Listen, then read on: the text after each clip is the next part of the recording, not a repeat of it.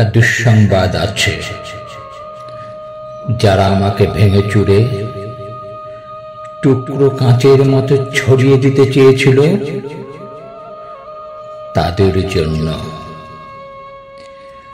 দুঃসংবাদটি তাদের জন্য যারা ভেবেছিল আমি হোঁচট খেয়ে পড়ে গেলে আর কখনো উঠে দাঁড়াতে পারবো না, মুখ থুবড়ে পড়ে থাকবো গা ঘিন ঘিনে কাদায়।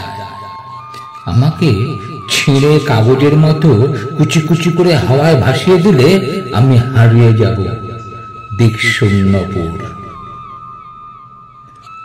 যে আমাকে টেনে হেঁচড়ে নামিয়ে নিতে চেয়েছিল আটলান্টিক বিষাদ সমুদ্রে, ডুবিয়ে দিতে চেয়েছিল এক পৃথিবী বিভূমিসায়, যে আমাকে অযুত রাতে কান্না লিখে দিয়ে বুকের ভিতর খুঁড়ে দিতে চেয়েছিল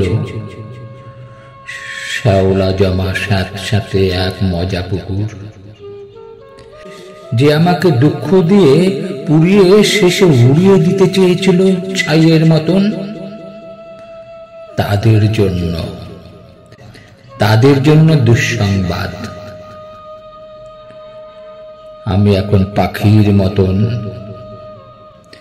আমায় ছিঁড়ে কুচি কুচি ভাসিয়ে দিলে এখন আমি ডানা মেলে আকাশ জুড়ে উড়তে জানে। কাটা যায় না, ভাঙা যায় না। আমি এখন জলের মতন, ভেসে যেতে যেতে হঠাৎ জলশ্বাসে ভাসিয়ে দিতে আমিও জানি। ছড়িয়ে থাকা টুকরো কাঁচের শরীর থেকে দুফলা এক ছুরি হতে। এই যে মানুষ দুঃখ দিতে দক্ষ ভীষণ, সেও জানুক আমি এখন হাসতে জানি। শ্যাওলা জামা পুকুর জুড়ে আমিও এখন রোদের মতো ভাসতে জানি।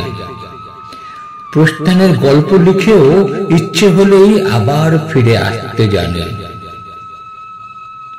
আমি এখন পুড়ে যাওয়া ছাইয়ের ভেতর জেগে ওঠা ফিনিক্স পাখি। আমি এখন মৃত্যু মেরে বাঁচতে জানি।